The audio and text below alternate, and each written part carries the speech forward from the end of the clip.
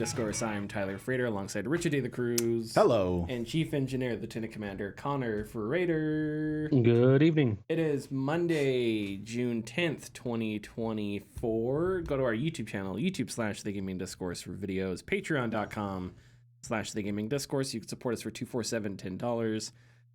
New video in the works right now about, you know what? You have to subscribe to our Patreon to know what it's about. That's how you get them. So that's how you get them. It's for special people. So you go pay $2 and read the past week's update, and you'll know the video I'm working on. It's highly anticipated. Mm-hmm. There at least 20 commenters throughout the years have asked me when I'm making this. I'm not even making that up. But that's still obviously a low number, and none of them really care that much. But I'm going to pretend like they really care a lot. This is highly anticipated. It's like the next Alien movie. We're right next to each other. And that looks very good as well. When it comes to anticipation. Okay, so we had a lot of trailers this week. We have a lot of news this week, so we're just going to jump into discussing trailers.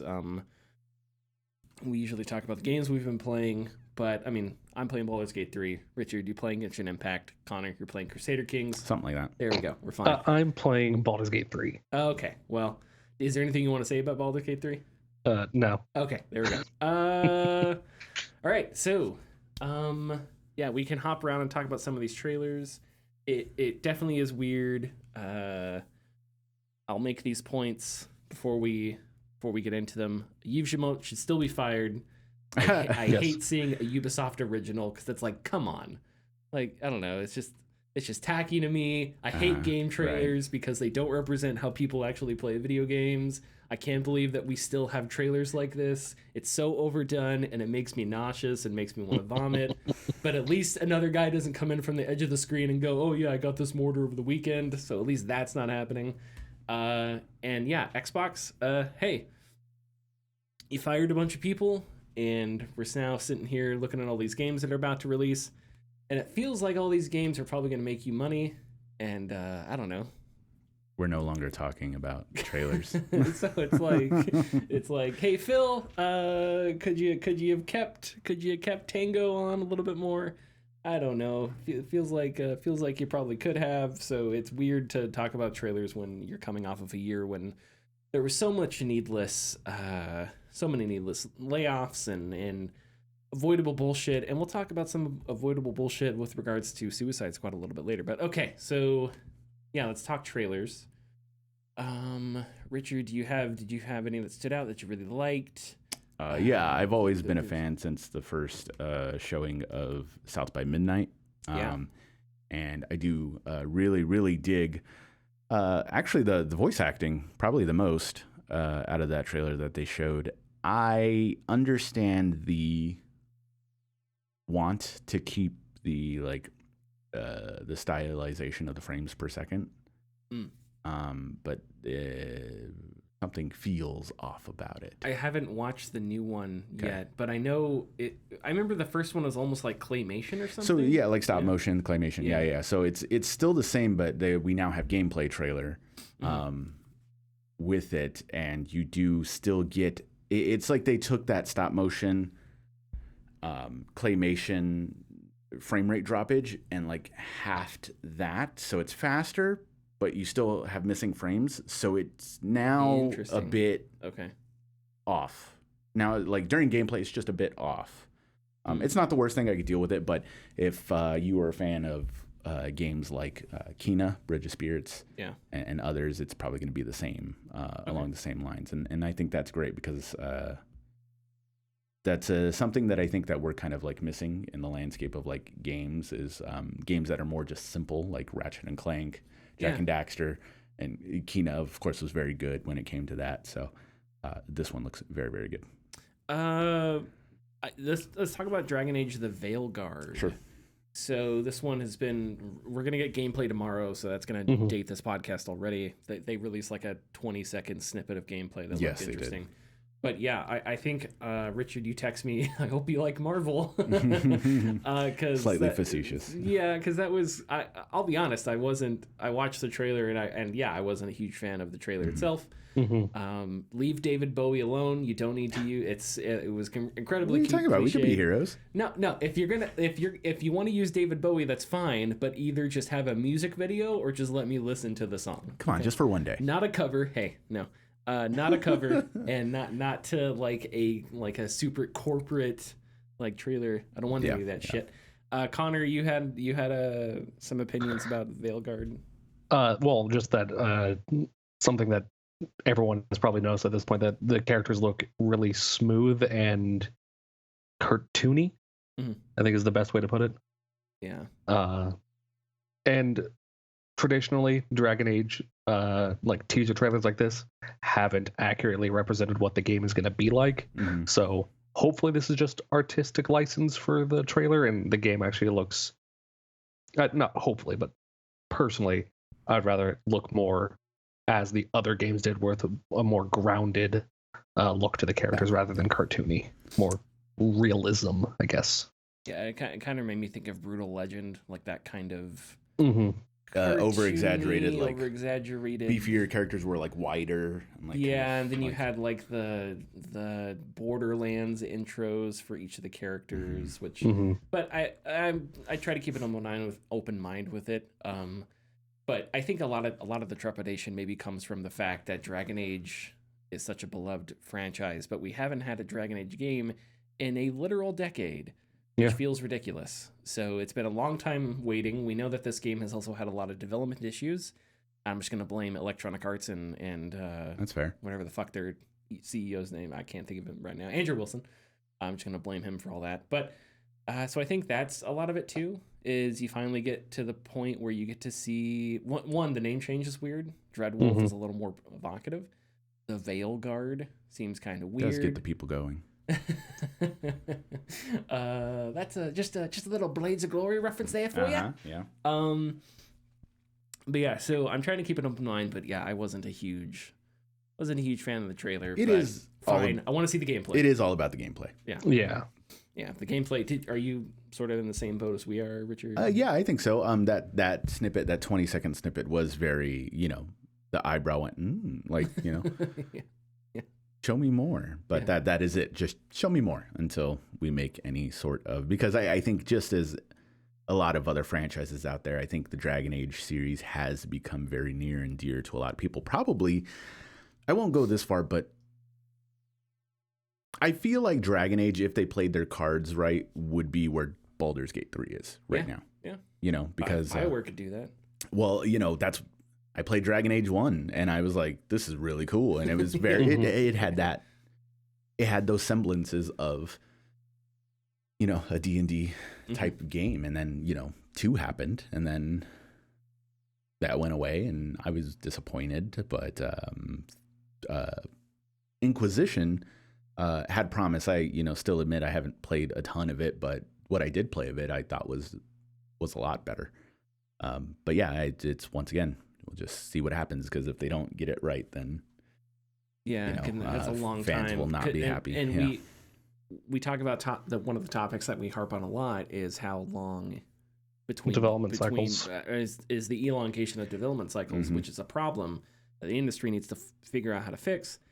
But yeah, in the aughts and early 2010s, BioWare released what it was the early 90s, going back this far. But BioWare released Baldur's Gate 2. I think they did Baldur's Gate 2. Black and white. I don't remember. And then the Dragon Age series, Mass Effect, right? Jade Empire. Jade Empire. KOTOR. Was KOTOR? EA. KOTOR 1 was them. Was KOTOR 2 Obsidian? Or was it BioWare? It was Obsidian, but it was EA. Like EA published it. But the point being is that in the first 14 years of this century, we had BioWare putting out really good games. All of a sudden, Dragon Age Inquisition hits, Mass Effect Andromeda comes, it's not liked.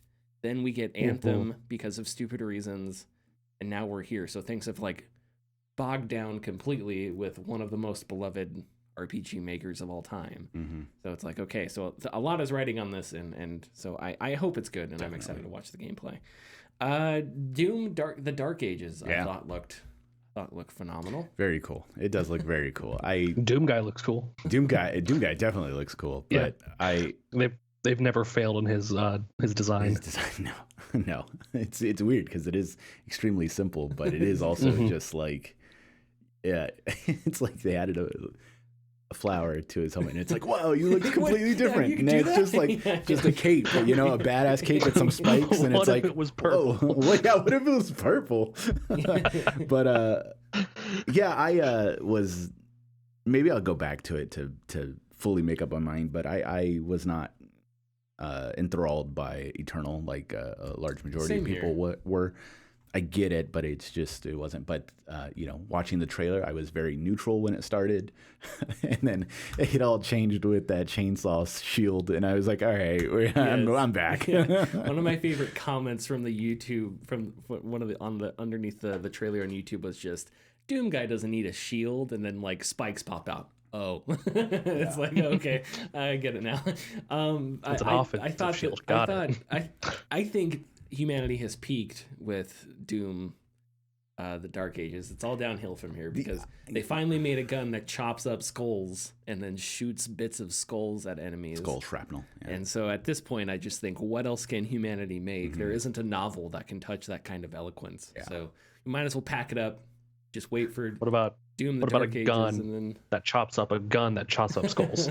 I'm pretty sure that's illegal, actually. That are shaped like bullets. Yeah, Geneva Convention was like, you can chop off skulls, but once you're doing it on a meta level, we're going to cancel you. So now, what about a gun that shoots guns? I'm not doing any more theoreticals. Okay, Gears. Now, this is something I'm interested in seeing your take on. Yeah, because I know you you've played 4 and 5, and you were kind of a fan of the stories in Gears 4 and 5, right? 4. Okay. I played. I did not finish, and I still want to, because I don't know if we hear the same things, but I have heard the people who actually allow themselves to get into Gears 4 and 5 have come back saying it's actually a very good story, but I haven't got to that point yet. But I have enjoyed the entire Gears series since it's the first one, and I've played every one except Tactics.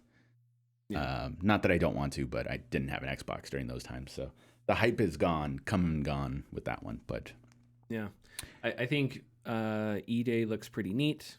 Obviously, we don't know a whole lot about it, except that Dom's back.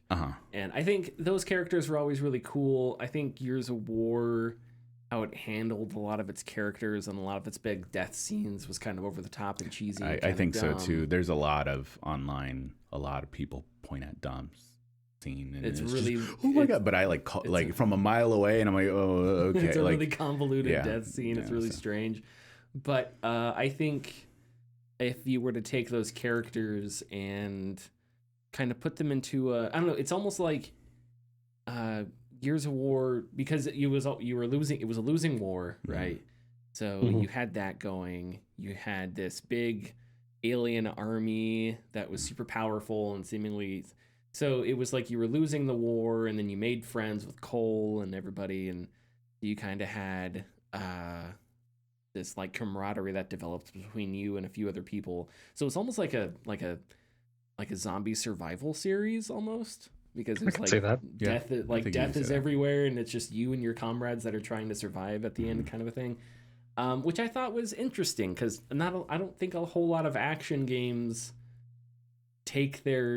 tone their story that way. Right. I don't know if it was intended for Gears of War for that to happen from the beginning, but I think it was just so many people remember the Mad World trailer, of course, of Marcus's nightmare and jumping into the building, and there's the big spider alien in there. So I think a lot of people associate that, and I guess the first game was pretty dark. You get Kim, who was like your first sergeant or whatever. He gets killed pretty quickly, and your first encounter with the Berserker is really creepy and stuff like that. But it really laid on like the melodrama and the corniness later on. But I think if you took those characters, you did a better job writing it, you could make a good story about like fighting and surviving and almost I totally forgot this. Remember that part in Gears of War where there was like the bats? Oh yeah. That like in the darkness. Yeah, and you What's need that the movie light with Vin Diesel? Pitch Black. Pitch Black. Yeah. Where it's like if you go into the darkness, there's those aliens that like chop you up or whatever. Yeah, it was like a really dark and creepy game. Yeah, and the devs who were making it said that that's exactly what they want to kind of go back to is to have that pseudo horror element and that like dreariness come back. And I think I'm using the word correct. I know I'm being hyperbolic, but like I think that if they wanted to, specifically with the Gears series, with this one, they probably could make an enthralling story just as important as Halo Reach, or maybe even Last of Us if they wanted to, because this would, of course, fall of humanity, at least on this planet, Dom losing his wife, Marcus losing his dad, and you got a lot of different. This game has to end badly. Like it can't. There's no. The first Gear does not start on a happy tone. No, so there's no happy ending here. So I think they could either tug at some heartstrings or really make it anxiety inducing if they wanted to as well. Yeah, and I think I was trying to think of Gears of War is almost like you play as a trooper of the Imperium from 40K. Yeah. But it's like instead of just dying, it's like you're the last trooper that's surviving or whatever. Anyway, so I'm excited, and I think it's a cool idea. I do feel for the people that want more of the future. Like, well, what about Gear 6? Yeah, Gear 6 and all that. Because I know there was some stuff set up with... That wasn't Marcus's daughter, but who's that character? She's someone you meet in the fourth game. She's just, but her mom has something to do with I think, the locusts. Yeah. So they set some up there, but I'm not sure where that developed. They did say that they're not done. They just are kind of like taking a detour right now, but they're coming back to all of that. They haven't dropped it or anything, which is great. Assassin's Creed Shadows and Star Wars Outlaws. How much of these did we watch? What did we think? I didn't watch Outlaws a lot, but I did see the trailer through the showcase of Shadows, and I was slightly impressed by how it looked. But, I'll have to play it. It's a Ubisoft original. It is is it a Ubisoft? Oh, okay. It's a Ubisoft original back in 2008, maybe. Yeah, right. I don't know. Star Wars Outlaws, to me, it's so. Listen, I'm gonna get personal with you guys. If this is too much for everybody, maybe skip ahead. My relationship with Star Wars, we haven't spoken in a while. We got into an argument. We got into an argument over Assault Planet and the war not being about killing the things you hate or whatever. Okay. And it wanted to go out with this guy named Ryan, and I was like, hey, whatever, but if you try to come back, I don't know. And it tried to come back by throwing Lando Calrissian at me, and I was like, okay, this is too little too late. But anyway, so like the idea of an open world scoundrel Han Solo game is obvious. It's like, okay, this should have happened 15 years ago. Unfortunately, EA had the license, and all they did was shit in their own hands the whole time. So now finally, other people can make stuff. So I'm like really excited for that concept. But I don't know, man. Ubisoft open worlds can be so uninspired. Yeah. And I know it's like a meme, but I really think there is something to that. So it makes me a little like... They keep proving it right. Yeah, I guess that's true, yeah. And it's not like, I don't know, like Ghost of Tsushima's open world wasn't all that original either. It had some stuff that I think set it apart. It also had fantastic combat though. So if they nail the combat sections and stuff like that, I think it could be really cool.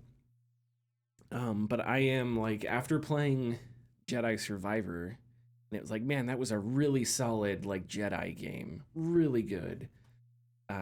To be in the Star Wars universe and not have to worry about being a Jedi would be really nice.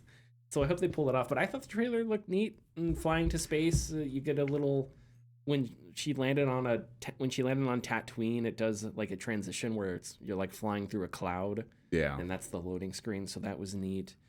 But yeah, it's an opportunity that I think has just limitless potential.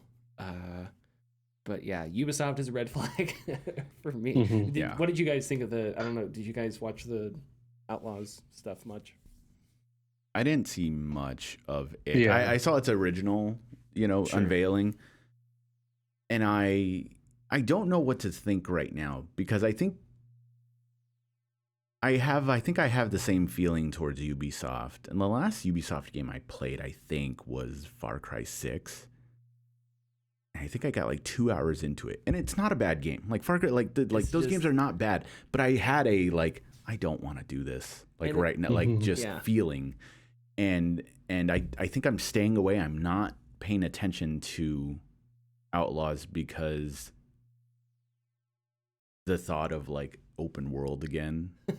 Even though there are other open world games, like I'm playing but open world from Ubisoft original right now. Open world. I'm just I kind of don't want to do it, and I can dig the premise. I just don't want to. If you're gonna deal with a bounty hunter, well, if you're gonna deal with an outlaw, keep it outlaw. I don't want to see Jedi. I don't want to see. Yeah, I think a lot of people are in the same boat, and a lot of people feel that way about Star Wars TV shows and stuff like that. Sure. Because as soon as you introduce Jedi, you have to deal with the Force, and you have to deal with how good are they in morality. It's one of the reasons a lot of people don't like Star Trek. Yeah. You can tell people especially there's some really bad Star Trek episodes out there. It's kind of a little too woke for me to be real. There's a lot of bad Star Trek episodes where it's you can tell the writer was writing for I don't know. He was the guy that wrote Altered Carbon, and then he got hired to write a Star Trek episode. And he's like, "What the hell do I do here? I can't murder people. Jean-Luc Picard can't, blow up a planet. What the hell?" So it's kind of the same thing where you get constrained. Where if you just allow yourself to indulge in the universe without having those moral frameworks, and that's something that Jedi Survivor kind of plays with, because Cal is kind of a Jedi on the edge. He has to survive. He doesn't have the Jedi Order. He doesn't have somebody guiding him or mentoring him, So he kind of has to do whatever he needs to do to survive without losing himself to the dark side, which makes for an interesting story. But I would agree that, a lot of people just want to be able to shoot stormtroopers and smuggle stuff and not have to worry about, Jedi things. Because once again, as we will consistently say when we talk about Star Wars, when we talk about other franchises that have an established universe, deal with the rest of the universe. Don't deal with just the thing that makes people spend $150+ on a light stick. Have you been in my other room? Are you making fun of me? No, I'm not making fun of you. I have been in your room is pretty cool. Because I do have one of those. Oh, do you? It's actually pretty neat. Hey. Yeah. How cool is it?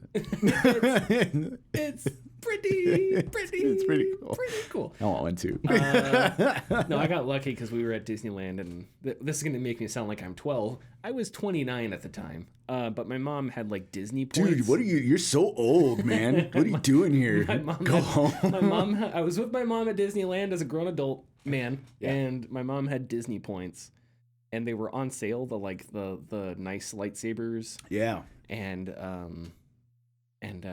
she was like, "Hey, I have these points. They expire. I need to spend them. Do you want to get one of these lightsabers?"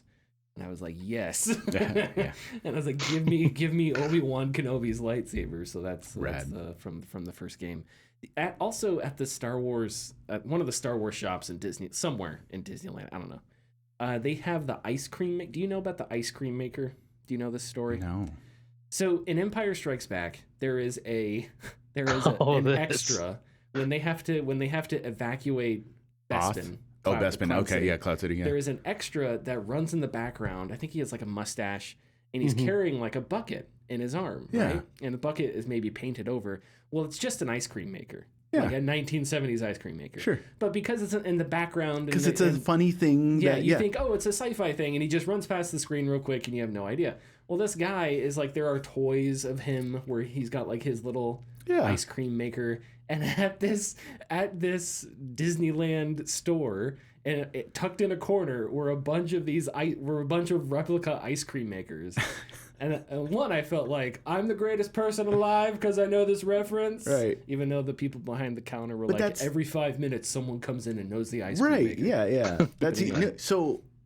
My friend's wife. I haven't seen him in like a year. But I do miss him. Anyways, she works for Mattel, I think. Oh, neat. In like the Hot Wheels area, and her job is specifically helping to create those singular Hot Wheels that are designed for those collectors, like the limited edition. Just like like they apparently have like, of course, sections in their building or whatever. That's like their job is to target those hyper collectors and stuff. Interesting. So it's it is. If it's from a thing and you can make money off of it, they're gonna do it. Yeah, but anyway, just a funny story. Funny story from old Uncle Tyler here. Okay, Metal Gear Solid they added Snake Eater, so now it's Metal Gear Solid Delta Snake Eater. Yeah. Or maybe Metal Gear Solid Triangle Snake Eater. I'm not sure. That looks awesome. Yeah, I have I said it to somebody. I think I worked with them. I think I said it to my wife. There's 2 ways you make a remake. 1-to-1. Just remake it, make it pretty, maybe update a couple things, which it seems like it's exactly what they're doing. Perfectly fine with that. That's what I want. Sure, give it to me. The second remake is like Resident Evil 2 style remake. You by and large make the same game. You just streamline some things or you just improve some things, but kind of like tweak it enough that it's not exactly the same, but it's still faithful enough to the original. And I think people are kind of arguing with each other what they want out of this remake. Nobody has said anything bad, but there is some complaining of like why it's just a 1-to-1. And let's be honest, Snake Eater was already a perfect game. Go on. Snake Eater is the best. Like, I think all around narrative gameplay. If we were doing one of those tier things that like all the people on the internet like to do, I think Snake Eater would be the only S. It's also the Metal Gear Solid 5's gameplay is phenomenal, but the story is hot garbage. It's also the only Metal Gear game, Snake Eater, that you can play and not play another one and be perfectly like it kind of has just like a definitive like because it's the first one opening ending, So anyways, that's exactly why they decided to remake it. Yeah, it looks really, really good. When I think about, because when Metal Gear Solid 3 first released, it had the not isometric, but it had the locked camera, and then they did the subsistence and I don't know how much longer it was after the first release that they did the subsistence copy. It was like a year and a half. Yeah, it was like pretty close. So I think that's interesting because that gives them an out that Silent Hill 2 doesn't have, because they went to that third person camera where Metal Gear Solid 3 already had that, or at least I don't remember how modern the camera was, but it was a fairly standard third person camera, if I remember correctly. But you can play it both ways now. Do they have? They have both options in there. If you want to play it the original way, or if you want the third person camera. Wait, you're talking in the remake? The remake, yeah. Oh, I didn't know that. Yeah, they've awesome. revealed a bunch of stuff. The collector's edition is really cute too. Oh, well. It's like it's like $200. It comes with like a little terraria, a square terrarium of like the trees and stuff, and Snake is just in there. And it's like, oh no, it's very cool. Oh no, I think it's interesting that they, because all of the voice and dialogue is just taken from the original game. It kind of makes me, I guess, maybe what makes me sad is I just want to hear David Hayter play Snake again, and we know he can do it. Yeah. And I don't know. I feel like if you were to remake the first Metal Gear or something like that, I think it might be worth it. But I'm torn on that because it would be cool if they redid a lot of the dialogue and stuff like that. Yeah. But then the dialogue is so good that it's like, do you really want to redo that? Yeah. And that's something you can do in video games that you can't really do in movies. If you were to remake The Godfather, you have to do new dialogue because you have real people on camera, And I have heard, and I think Connor will probably be able to corroborate this, but I think because of when the audio was recorded, it was like mid-2000s, like slightly before 2005. The audio recordings, the master recordings are very high quality, so like there's no loss in, like it still will sound like it was recorded today. Does that make sense, Connor? Yeah, I don't know anything about that. Explaining that correctly? It depends on how it was recorded and how it was stored. Yeah. But I guess what I'm saying is they feel confident enough to reuse the same audio. Yeah. And in the trailer, it sounds brand new in the trailer. It does. Like, well, if you told me the audio is probably being remastered. Okay. Oh, yeah, that makes sense. Yeah, the audio definitely is going to be remastered just because in the 20 years, mastering technology has grown so much that you can take things and make them cleaner and more crisp, and it will sound the same but better. Great. No, that's all we want. Yeah. I would just I would love to see. Yeah, depending on how it was stored, you could get the 1-for-1 from microphone into board, and then just remaster it from there, and it'll just be the exact audio from the game, just better. If they ever did remake Metal Gear 1 and 2, how would you prefer they approach that? Because Metal Gear Solid 2, I think it would be easier to give that a third-person camera, but I think the experience, I don't know, when I think about it and like some of the levels and like it feels like that game was not made for a third-person camera. No, so those would have to be like complete. And I don't think there was ever a version of MGS2 that had a third-person over-the-shoulder camera, right? There was not. You could go to like first-person mode and stuff. You had to hold like 18 buttons to do it, you know? So you could do that, but it was like a quick thing. You did once. It wasn't like you moved around a whole bunch when you did that. I haven't played in a while, but I know that fans talk about particularly the Metal Gear Solid Twin Snakes version. Oh, yeah. I always forget about that. Which was the GameCube remake of the first game. Yeah. And what they did was they added the first-person shooting from Metal Gear Solid 2 to Metal Gear Solid 1, like to that remake. Oh, interesting. And they added some things from 2 to that remake. And depending on who you talk to, they'll tell you it trivializes the game. Because you could just see everything from like in Metal Gear Solid 1, you weren't supposed to. You're only the guard was right outside your vision. Yeah, you're only supposed to see that's how the game's supposed to be. But if you can go in first person and see everywhere, it trivializes everything. So, and of course, there's movie decisions. Twin Snakes was made soon after The Matrix, so Kojima put a bunch of like slow motion, like Snake is jumping off missiles and stuff like that. When the thing about Metal Gear is like Snake is kind of just this regular guy, and weird shit is happening around him. Yeah, later on it's not the case, but that was kind of like the weird charm of it, because Metal Gear Solid 1, it's just like, I'm driving a tank and I can talk to this crow, and it's like Snake's like, what? You have some grenades, whatever. And it's an invisible ninja running around, and Snake's like, what? So. Anyways, so I don't know how I would do a 1 remake. 2, I think, is still solid enough to play as is. Yeah, you could. Yeah, I think if you remade 2, you could just keep the camera angles and just give it a glow up, I guess. Yeah. I'd have to play it again to see if there was stuff that you should modernize, but I remember Metal Gear Solid 2. Last time I played it was a couple of years ago. Mm-hmm. We all played it. And I remember it being like returning to it and going, damn, this is still really good. Yeah. Even if it has weird controls and stuff like that, it's still really solid. So, yeah, that'd be an interesting thing for them to tackle. But anyway, Agreed. Okay, are there any other trailers? We haven't talked about Concord. Did we watch?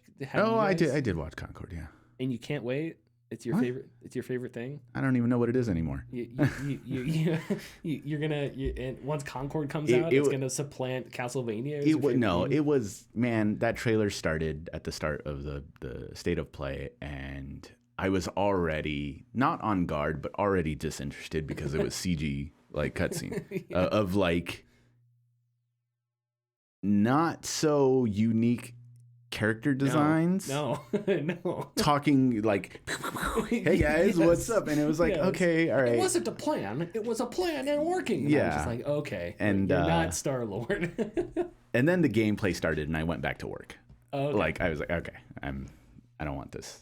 Yeah, it looks. But it was strange because, ironically, they showed off Marvel Heroes like a couple like trailers later, and I was like, that looks pretty good. Which is like, it's just Marvel but Overwatch, and it's like, yeah, it looks pretty good. Yeah, maybe we'll talk about Concord a little bit later, but man, that really makes me annoyed at Sony, because this doesn't need to happen. Mm-mm. You don't need to be making this, Sony. It's okay. No, and I mean, no one's forcing you to do this, Sony. Was it? Yeah, too many people said, "Oh yeah, they couldn't afford the Guardians of the Galaxy license." Like that's basically what people were saying about it. Because it seems like low budget Guardians of the Galaxy. When you order Guardians of the Galaxy from Wish, right? Yeah, exactly. Yes, it does. But yeah, like it looked a lot like Destiny. Yeah, it felt like Destiny. There's a little bit of Star Wars in there. Mm-hmm. It was just a lot of. I don't know. J. Jonah Jameson, this is what the kids like, give it to them. Like, yeah. So. Which, you always hope that it's a good game. And once again, like as we say, like it's great that this thing exists. But it comes at a time where there's been too much of it already. And it's not what we are yearning for. The kids crave violence. That's what plants crave. One of the things about games like that is it can't just have a good opening week. It has to sustain itself. Yes. Mm-hmm. So it costs $40. Yes, which is worrisome. And I don't know. A lot of people made the direct connection with Helldivers. It's the games industry is so stupid. Mm-hmm. One game sells well at $40, everybody loses their mind. Yeah. They have no idea how to comprehend this, and it's like, it's not that complicated, okay? Like they put the game out at $40. Yeah. And it was a co-op game, and it was a good game, so a lot of people bought it. Mm-hmm. I don't know. They're overthinking it, I think. So like, this is a new price point. This is a new strategy, and it's like, no, just calm down. New meta drop. Yeah. No, they negate but they don't look at the fact that like, yes, Helldivers 2 is $40, and then they have battle passes for $10. But if you buy that battle pass, you can get everything on that by just playing the game. It's not a very and you get it when you want to. Mm-hmm. But I know that Concord is going to have $40, $10 battle pass. You have to level up to get the things you need. On top of that, if they want to do what they advertise and it's new story based drops every week, they're going to run out of money real fast. Yeah. Like they're banking on something that they already feel is guaranteed. I have never been interested in that. Yeah, I don't like video games either. I've never been interested in like because Halo Infinite has that too. Yeah. Or a lot of live service games do, where it's like if they want to tell a story, but it's not an MMO like WoW is, where there's characters with dialogue. So these games try to be everything because all they want is to just find whales and hook them in and make money. Mm-hmm. And so they're willing to do like Destiny. I don't know. I heard Destiny ended great and that's fine, whatever. But like Destiny had PvP, PvE, it had raids, it had an MMO section. Like Destiny. It also had major ups and downs. Destiny through its life had to be everything. Yeah. And it had an ongoing story, which apparently was really good. I don't know. But the point is like these games, I think games as a service is this thing where you want it to make money continuously, but you don't really know how. So you just throw shit at the wall. Yeah. And so when it comes to like the story sequences of games like that, especially games that don't have characters and dialogue, I'm just so disinterested in what, and it doubly so when it's all characters that are like, have you guys ever heard of Alpha Flight? I think it's Alpha Flight. I think so. It's like Canada's version of the Avengers or something like that. Oh, no, I haven't. There's like a Wolverine guy. There's the Yeti, which is just the Incredible Hulk, but it's just the Yeti. Yeah. It's exactly that. You have the purple guy who is, you are purple. Injured. Exactly. Anyway, okay. Are we ready to? Is there anything else we want to talk about? Oh yeah, go ahead. Rapid fire. Stalker 2 looks awesome. Oh man, it does. Stalker 2 looks really cool. And the other thing about Stalker 2 is I don't know how they developed that, because Ukraine is under attack right now. Yeah. I think maybe some of the team had to flee to other countries and stuff.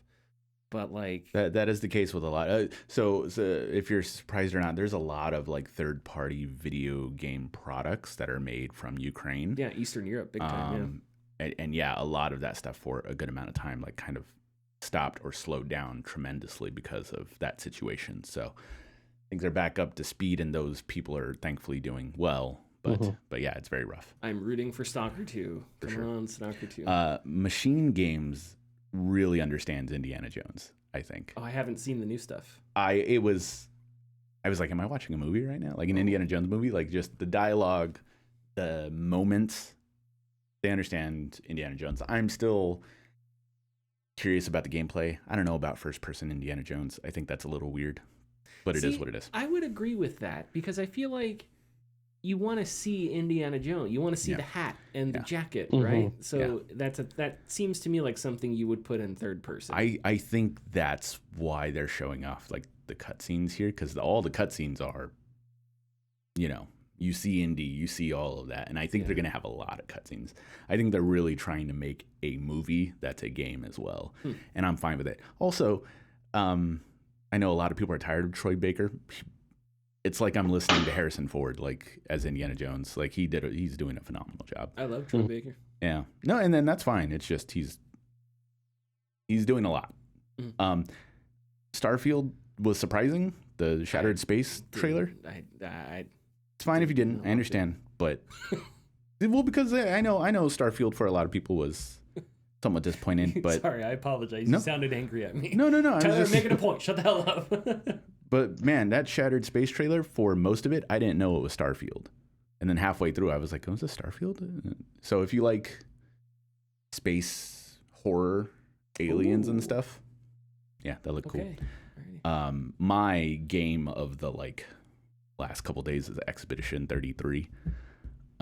It's called Claire Obscure Expedition 33. Absolutely gorgeous game. Really interesting premise. Apparently there's a giant woman who wakes every year and paints a number, and she counts down. Like they were at 34, but she paints at 33. When she does that, everyone at that age dies, vanishes. Okay.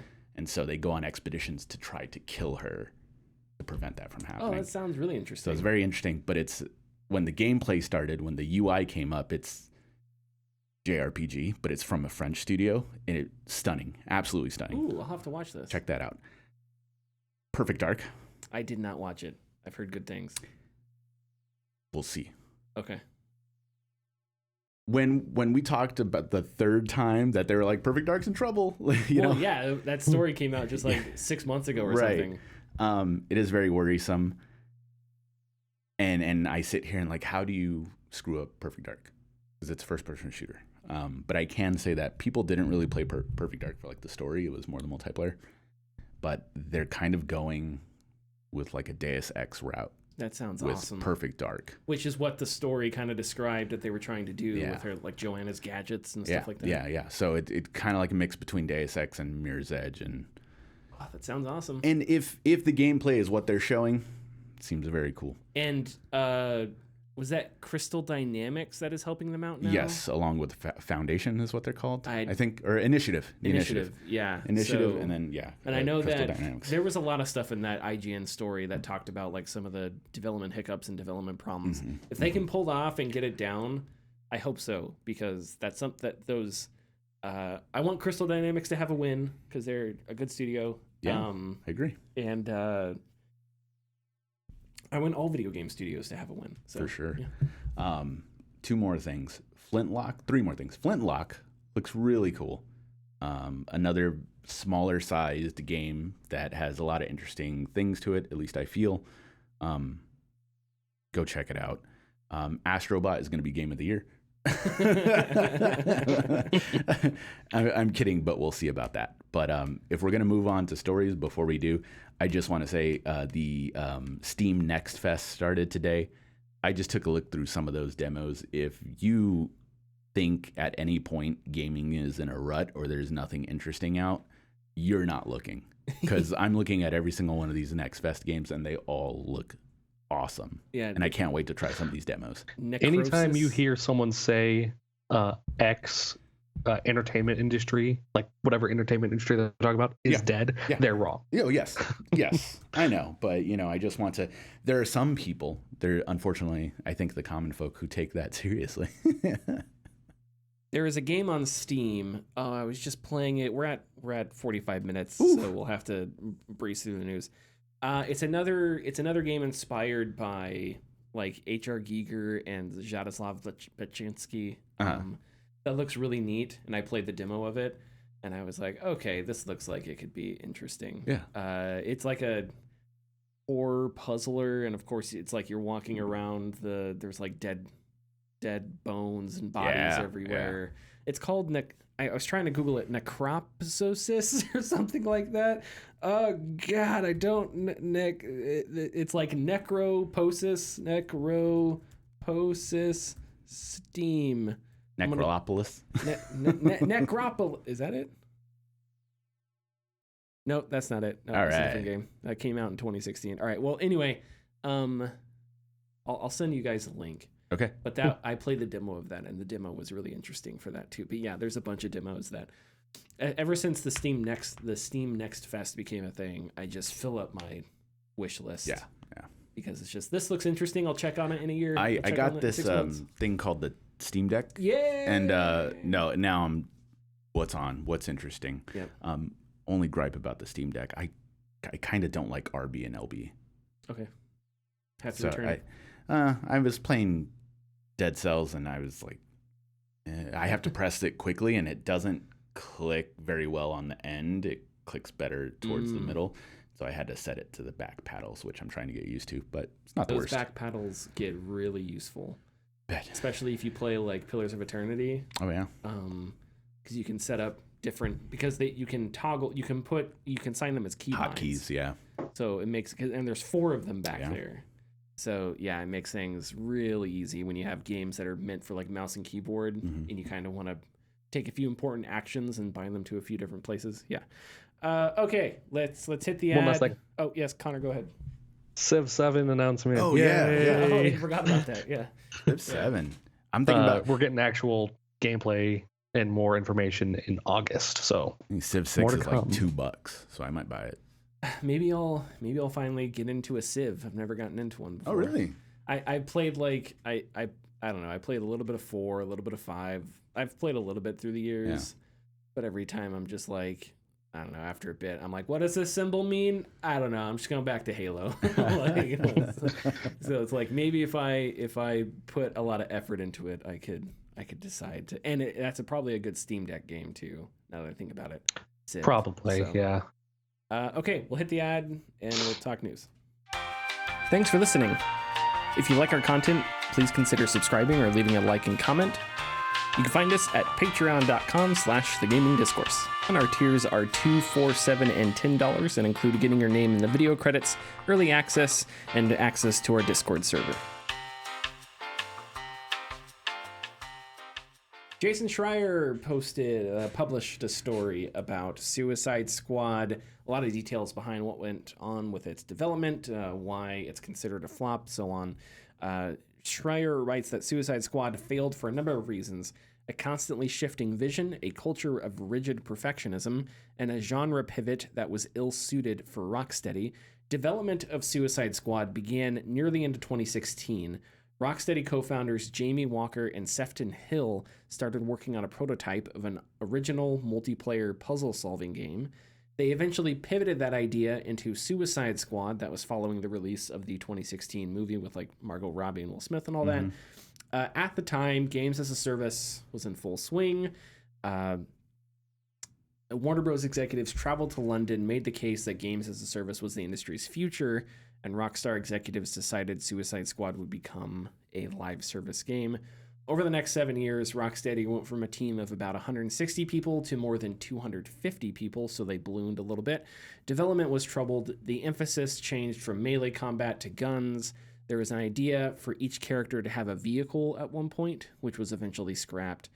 Reading straight from the story here, quote, multiple people who worked on the project say their growing concerns were often met with promises from management that Suicide Squad would eventually coalesce at the last minute, just as the Arkham games had. Several employees adopted the term toxic positivity to describe the culture at the company, which discouraged criticism.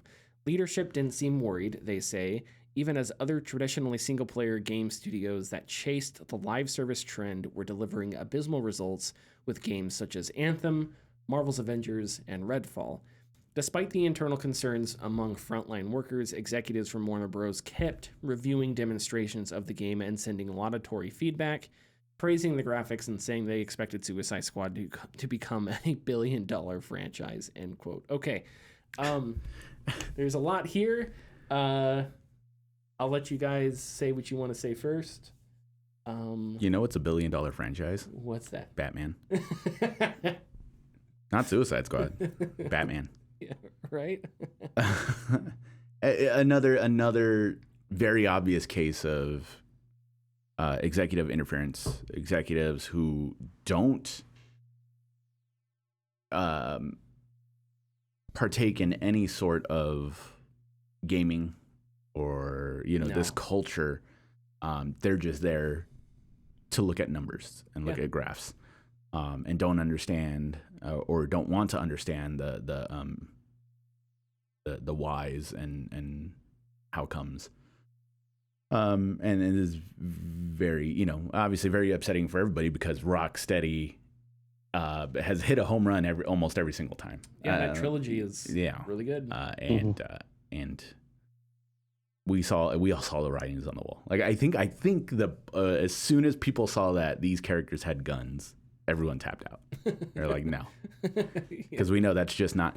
You think of any, and that's one of my biggest problems. Well, also it's just not great. But you look at anything comic book related, how many of them have guns?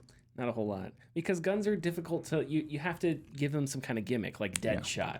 Right. Where he does like crazy stunt shots or something like that. Mm-hmm. Yeah. As soon as you give the Joker a never gun, misses. Yeah. He just becomes a guy with a gun. Right. Michael Scott unless it raw. shoots out a flag that says bang. Yes. Right. Yeah. Don't give him a gun. And gunfights aren't always as exciting as hand-to-hand superhero fights or whatever. And then even then, when guns do work, a character such as Punisher, he's not fighting superheroes. He's fighting mobsters, corrupt police, what have you. So.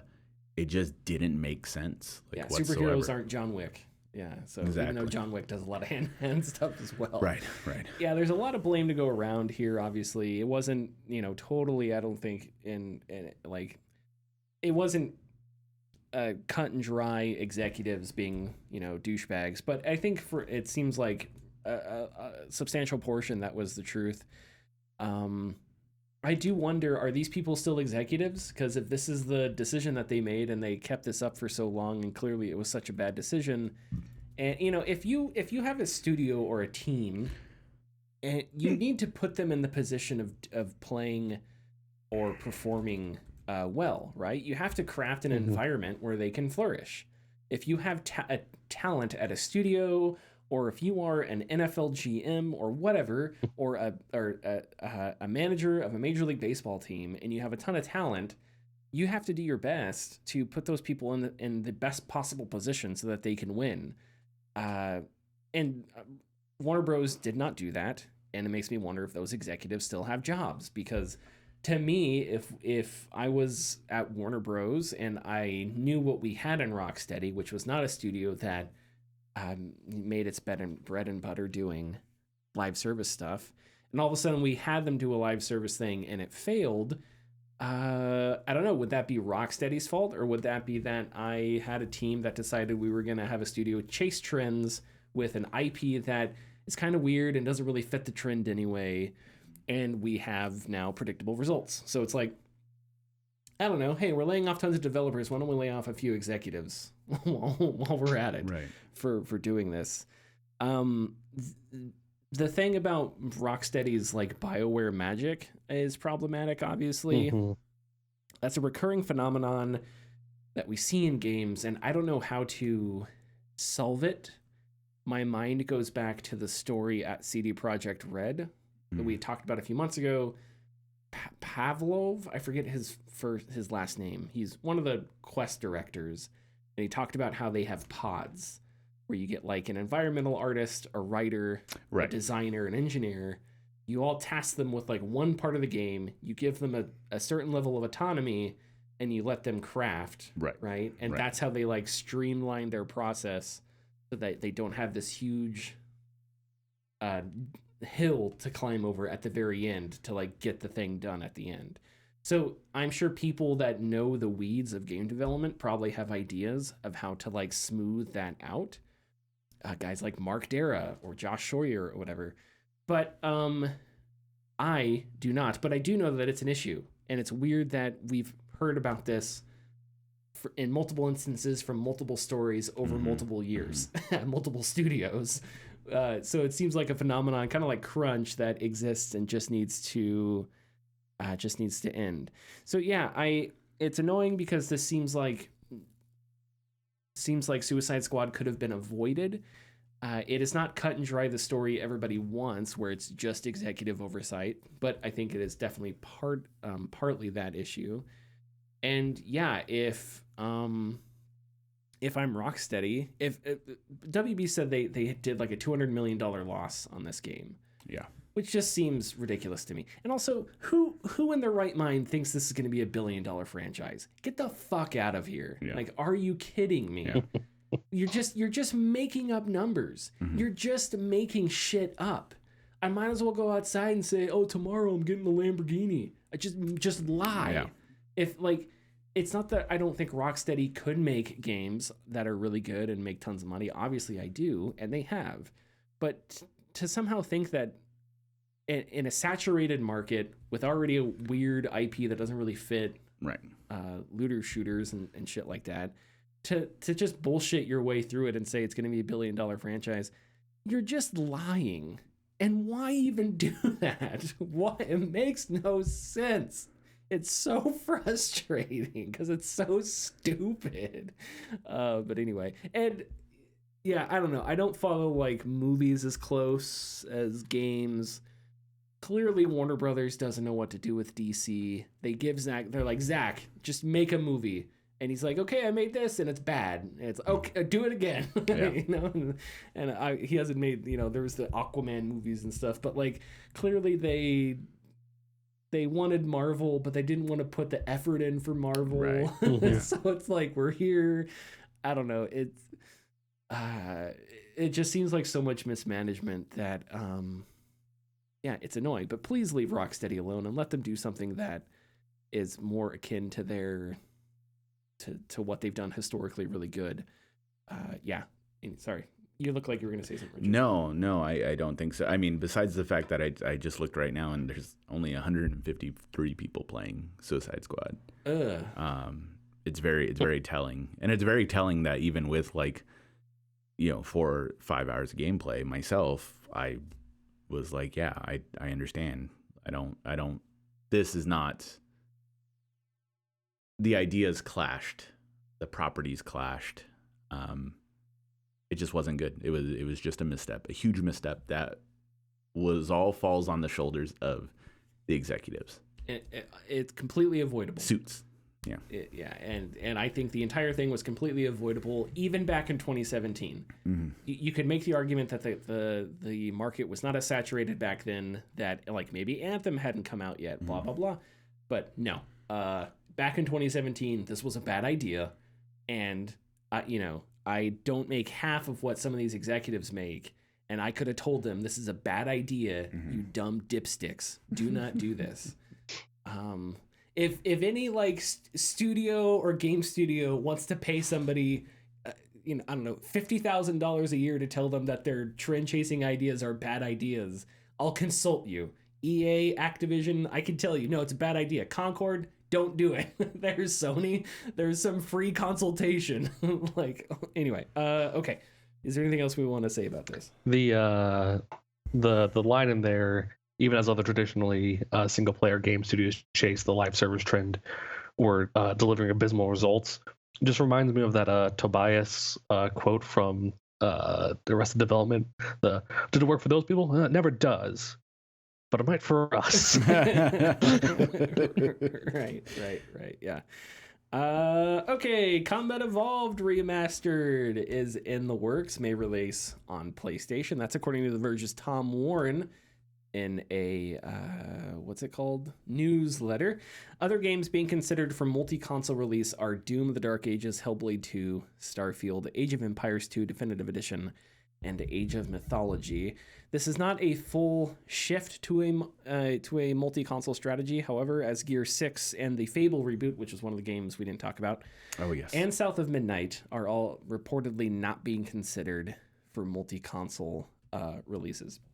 This story didn't get a whole lot of traction, but I thought the idea of a Combat Evolved remaster, because it's like, well, what do you mean by remaster? Yeah. Like another remaster? Another remaster, yeah. Or are you like remaking it? Because I think a Combat Evolved remake could be interesting. Halo, I've told you this story. You guys know this. I wake up in the middle of the night thinking about, man, if Coach would have just put me in that quarterback, we would have gone state. And two is, if Halo Infinite just did a few other things differently, that would have been such a good Halo, but it didn't. So it's like they have this really interesting structure with Halo Infinite that I think if they applied it to Combat Evolved could make it really cool. Yeah. Hot take, I think some of Combat Evolved's missions are kind of forgettable and not that great. Yeah. And some of them are like really good. So I think you'd have some artistic freedom there that I think maybe some older games don't. That may be a controversial opinion. But that's just me freewheeling about a Combat Evolved remaster. What do we think of this like I don't know. It's been happening for a while now, but Xbox putting games on PlayStation and stuff, and I kind of struggle to figure out like why or what exactly. I don't know. I understand they want to be platform agnostic, but once you go so far as to put games on PlayStation, then it's like, well, now you're just a publisher. Because at least a publisher of some games, I guess, if they retain, because you have to have some kind of incentive to sell your console, even if you're not a console-centric business, you still gotta have some kind of reason, right? So it's like, are those offerings that you're holding back, do you think those are going to be good enough to retain interest? Like, I think it's kind of a tough thing to figure out, wrap my head around. Yeah, I agree with that.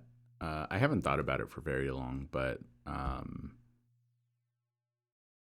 I do know, talking with people every day and dealing with people who buy video games every day, I've already said it before, there are people who only want to play their things on one console compared to the other. And I do think that what Microsoft might be doing nowadays is deciding what's best, deciding what games are best in the future to create as a multi-platform game and not to make a multi-platform game. We can go down the line and name off all the PlayStation exclusives. And Microsoft definitely doesn't have as much either. They probably do, but they aren't working on anything regarding them. But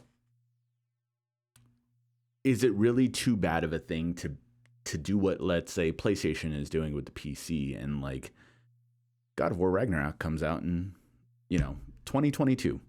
2 years later, we'll put it on PC. What's to stop them from, Halo 6, quote unquote, not Infinite, but like Halo 6, quote unquote, will be on Xbox for 2 years, and then we'll release it on PlayStation.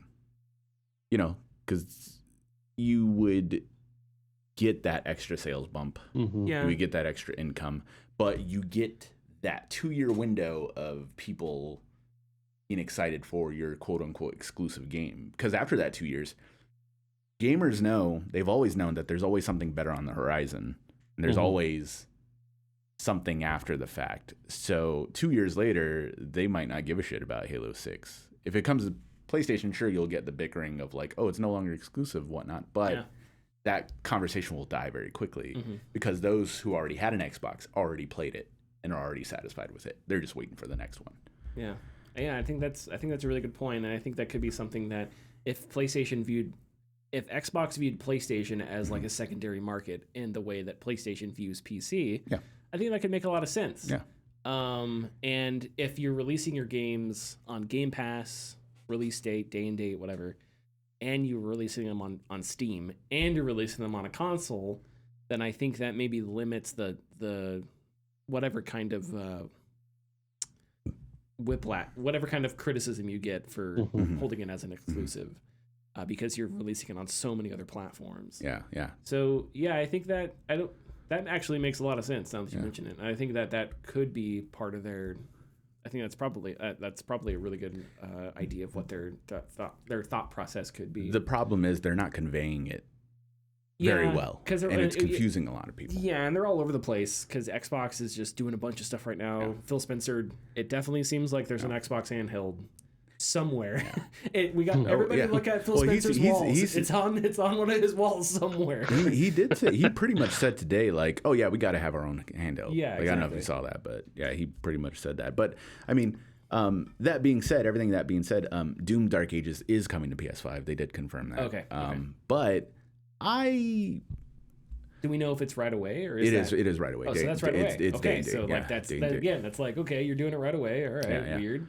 But why, in my mind, it makes more sense to just do the work and release the Halo and the Master Chief Collection on PS5. That'd be awesome. Instead, that would be very cool. But you already remade, quote unquote, remade Halo 1 once. There's Halo 2 Anniversary. Just do the work to convert it to PS5 and then maybe start work on a Halo 3 Anniversary. Yeah, I think that's why I'm curious about what make that exclusive means. Yeah, right.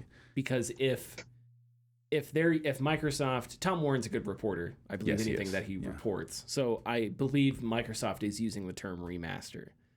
But if Microsoft is using the term remaster, but what they mean is we're doing a series reboot, we're doing a God of War, or not even a God of War. We're doing a God of War is what they should have done with Halo 5 or Halo Infinite or Halo 4. Yeah. We're doing a Resident Evil. We're just going to remake it and we're going to restart the franchise, right? In Resident Evil's case, the current games are still really good. In Halo's case, Halo Infinite got dumb, fizzled out. Nobody knows what to do with it. Right. So it's like, I think it makes a lot of sense that you just redo Combat Evolved. You don't stray too far from the original formula, but you take some things that you learned from Infinite that I think worked really well, and you reboot the franchise, you go back to the beginning, and then it's like, then all of a sudden, you do that, and in 3 years, you get another Halo 2 and another Halo 3 that you can reiterate on and stuff like that, just like Capcom's been doing with Resident Evil. And my God, if they really, really just wanted to create some extra revenue, port the Halo Infinite multiplayer. Yeah, that's if it's free to play and there's no story involved, it's just the multi. Why not, man? And get that free battle pass money. Yeah, just toss it on PlayStation. Yeah.